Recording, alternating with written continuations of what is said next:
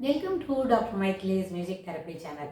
இன்றைய பதிவில் நேற்று தொடர்புடைய செய்திகள், அதாவது லேட் சைல்ட்ஹுட்டில் எப்படி இருக்கணும் அப்படின்றத பார்த்தோம். ஏர்லி அடாலசன்ஸ் எப்படி இருக்குது அப்படின்னு பார்த்துட்டு வரோம். அந்த வழியில் நம்ம பர்சனாலிட்டி மேக்கப், அதாவது ரிசைலன்ஸ் இருந்தால், அதாவது அடிப்பட்டால் தான் நம்மளுக்கு மேலுக்கு வர தெரியும்.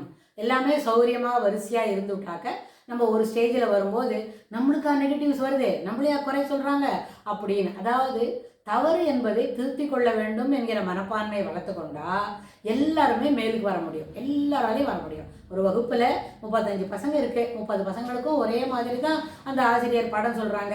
அதில் ஒருத்தனுக்கு 85 மார்க் வருது, ஒரு சில பசங்க 25 மார்க் தான் வாங்குறாங்க. அப்படின்னா இது ஆசிரியர் மேலே பழையா இல்லை நம்ம கவனிக்கிற மாணவர்கள் மேலே பழையான்னு சொன்னால் ஆசிரியர் மேலே பழைய சொல்கிறதுக்கு வாய்ப்பு இல்லை.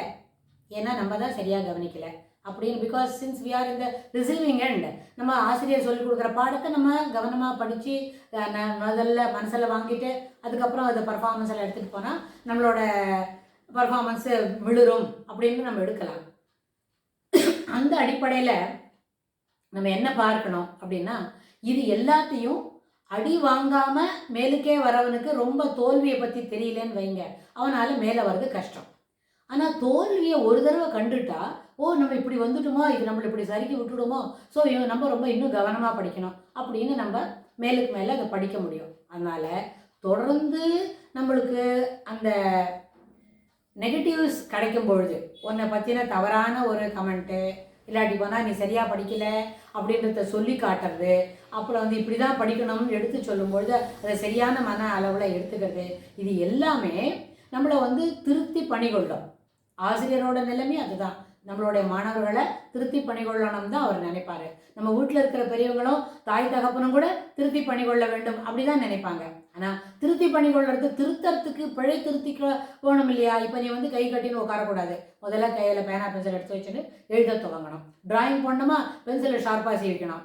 இது தெரியாதவங்களுக்கு நாங்கள் சீவிக்க மாட்டோமா அப்படின்னு சொல்லி அதை ரிட்ராக்ட் பண்ணுறது கேட்டாலும், yes I am doing it, already I did it, பாருங்கள் ஷார்ப்பாக தான் சீவ் பண்ணி வச்சுருக்கிறேன், எல்லாமே இரேசரோட கூட ரெடியாக தான் இருக்குது, ட்ராயிங் கிளாஸ்க்கு ஐ எம் ரெடி நவ் அப்படின்னு என்ன பர்ஃபார்ம் பண்ணணுமோ, வகுப்பறையாக இருந்தாலும் வீடாக இருந்தாலும் விளையாடக்கூடிய பிளேயிங் கிரவுண்டு அங்கே போனாலும், இப்போ நம்ம என்ன செய்யணும், நம்ம ஒரு பேட்ஸ்மேனா ரெடியாக விளையாடுறதுக்கு ரெடியாக போகணும், இல்லை போலராக பால் எடுத்துக்கிட்டு நீங்கள் போலிங் க்ரீஸ்க்கு போகணும். ஸோ அது மாதிரி என்ன செய்யணுமோ அதுக்கு தொடர்புடைய செய்திகள், அதுக்கு அனுகுணமாக இருக்கிற செய்கைகளை நம்ம செய்ய துவங்கினாதான் நம்ம அந்த ரோலை பர்ஃபார்ம் பண்ண முடியும். இது விளையாட்டுக்கும் ஏற்புடையது, படிப்புக்கும் ஏற்புடையது. அப்போ அதுபோல் அந்த பர்சனாலிட்டியில் நம்ம என்ன செய்யணும், இப்போ நல்லா படிக்கணுமா, பெரியவனாக நடந்துக்கணுமா, you are supposed to perform as a பெரியவனாக நடந்துக்கணும். ரெகுலேஷன் இருக்கக்கூடாது எப்போவுமே, எதுலேயுமே ரெகுலேஷன் இல்லை. எப்படின்னு கேட்டால், ஒரு நடக்க வேண்டிய காலத்தில் நம்ம அங்கே தவழ்ந்துன்னு போகக்கூடாது, ஓட வேண்டிய இடத்துல நடக்கக்கூடாது. You should be on your dose அப்படின்னா அங்கே அப்போ தான் ஆடிக்கிட்டு பாடிக்கிட்டா மொள்ள கிழக்க பார்த்துட்டு மேற்க பார்த்துக்கிட்டு அப்படி நடக்கக்கூடாது. நல்ல பிரிஸ்காக நடக்க வேண்டிய இடத்துல பிரிஸ்காக நடக்கணும். So what should be done, up to be done, you should do that.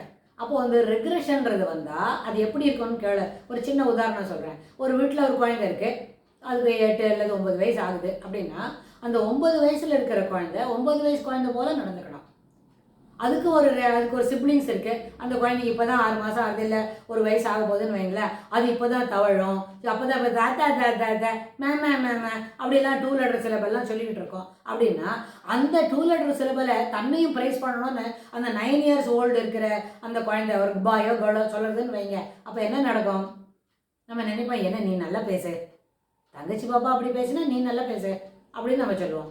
ஏன்னா அந்த பெரிய குழந்தைக்கு she wants to receive the attention from elders in the family. அப்போ அந்த குழந்தை என்ன செய்யும், அந்த 9 வயசு இருக்கிற குழந்தை புது குழந்தை வந்திருக்கே, இப்போ 1 வயசு குழந்தை போல் அதுவும் ரெகுலேஷனில் 2 லெட்டர் சிலபல் 3 லெட்டர் சிலபல்லாம் சொல்லிக்கிட்டு பொம்மையை தள்ளிக்கிட்டு விளையாடும்.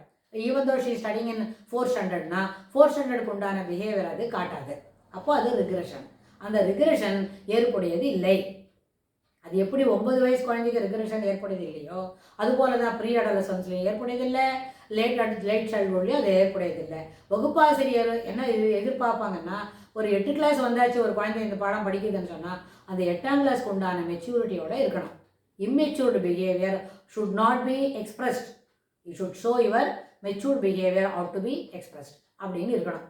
அப்போ மெச்சூர்ட் பிஹேவியர் என்ன இருக்கணும் அப்படின்னா, அந்த வயசுக்கு உண்டான பிஹேவியர் எதுமா, நான் சரியாக பண்ணுறேனாமா, நான் செய்கிறது சரிதானாமா அப்படின்னு அம்மாட்ட கேட்டுக்கலாம். That means you are ready to correct your பிழை திருத்தறதுக்கு தயாராக இருக்கிறோம்னு அர்த்தம்.